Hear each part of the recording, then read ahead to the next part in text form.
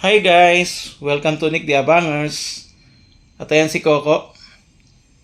Galing sa box, pumunta rito sa table. Tingnan natin kung anong kanyang gagawin. Tinatanaw niya yung mga kuting. Then naglalaro. At si Coco ayan na.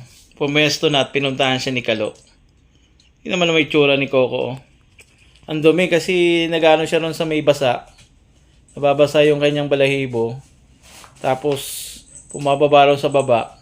Malikabok, kaya yan, nangyayari sa kanya. Kahit na palikuan mo siya palagi. Ayan naman si Kalo, yung bunsong anak ni Cupcake.